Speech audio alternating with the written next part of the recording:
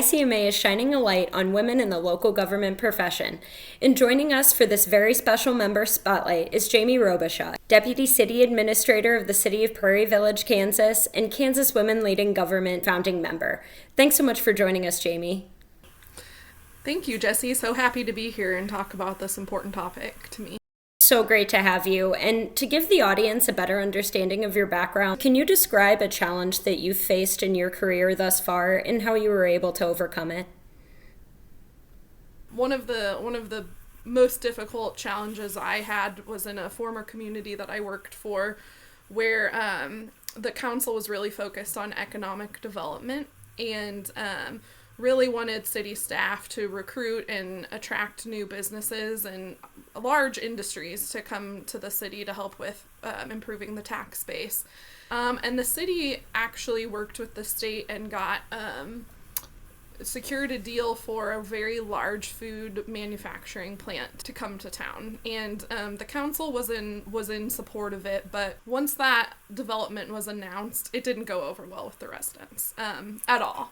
It made national news. It was a very challenging time to work for the local government, with a lot of the residents feeling like their views weren't being well represented. And it was a really humbling experience, not only for me, but I think our governing body, all of our staff that worked there. And I thought a lot. I think what I learned most through that process is really the importance of self-reflection and organizational reflection. After we have those challenging days, none of us are going to be perfect in this profession. We're going to have days where we're going to think, in hindsight, this should have been handled much differently, and we may have had a different outcome. That development didn't ultimately end up coming to the city because of the resident pushback. So I think in the end, the residents were represented and their voices were heard, and that's always important to me as a local government professional, to make sure we're working for the residents that live in the communities that we work for. And so I did a lot of self-reflection, and I think thought a lot about, well, what could the city have done differently? What could we do in the future? If I were city manager in the future of a community like this, how would I have handled it? And I think that's the big lesson here. When we have challenging days, we all need to do some reflection about how to prevent it in the future, how to be more resilient moving forward.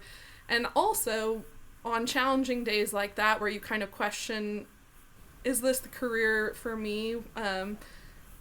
I have learned now, after going through stuff like that, to appreciate the good days even more, and the rewarding projects. What does She Leads Gov mean to you, and why are gender balance initiatives like these so important?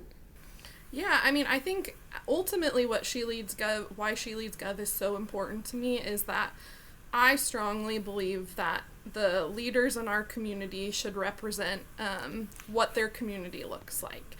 And that is gender diversity, but it's not just that. It's racial diversity and age and religion and any other types of diversity that truly make up what the community looks like. It's no secret that only around 20% of city managers are women.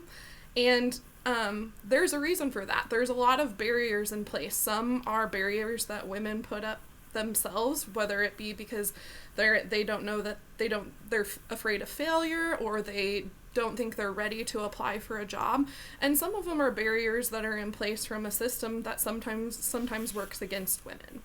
And that's really what it means to me is, I'm a founding member of the Kansas Women Leading Government chapter. We know there were state chapters throughout the country, and it was so important to me that we had that resource in Kansas, because the leadership of our communities needs to reflect what our communities look like, and that includes having more women at the table.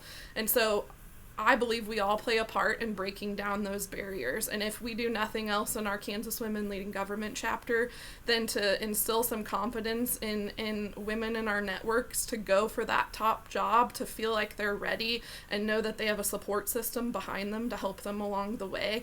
I think that's what this initiative is all about, is making sure we're supporting women and giving them the tools that they need so that we can change that story and make sure that more than 20% of city managers are women in the future. Yes, these types of initiatives are just so important to getting women that long overdue seat at the table and just breaking through those barriers and that glass ceiling to pave the way for the next generation of women in this space. And what would you say to women considering a career in local government and public service? Well, I think what I would say is that we need you. We need strong, intelligent women who want to make a lasting and important impact in their community to come to the table and have a seat at the decision-making table and join this incredibly rewarding profession. It's not an easy profession, but it's not a boring profession either. And there's so many challenges and opportunities to further develop yourself and really make a difference. And I think what I would say is, there were a lot of women that helped me along the way, and there are lots of women and men, for that matter, in this profession who want to invest in women and make sure that they come and join this profession and continue the legacy we all are building in our communities. That's all amazing pieces of advice and inspiring for hopefully our many women viewers that are thinking about this profession. And how has your ICMA membership and connections helped you in your career and your life? Sure, yeah. I mean, my ICMA connections have made all the difference for me. I went to grad school at KU, and they immediately plug you into the ICMA organization, and it becomes like this big family. I don't know, I haven't done other professions, but it's hard to believe that there are other professions in which there's such a tight professional network of just so many people that you can pick up the phone and call if you have an issue or you have something you need to run by someone and get some advice on.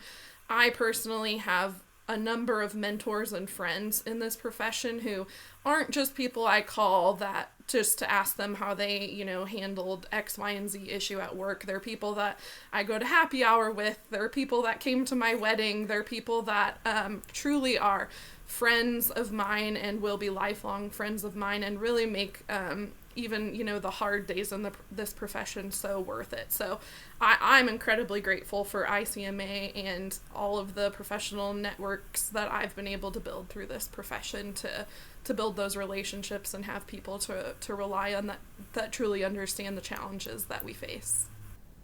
That's so great. I'm so glad that ICMA has been supportive for you and that this profession has supported you in a way that you've been able to flourish and have a powerhouse of a career thus far. And I'm even happier that you're out here carrying the torch for women, and this space does need more women like you. And thank you so much for taking the time to speak with us today. Absolutely. Thank you for having me. It's obviously a topic that I care deeply about, and if we get one woman to throw her hat in the ring for the next city manager job, then I think that all of this work is well worth it.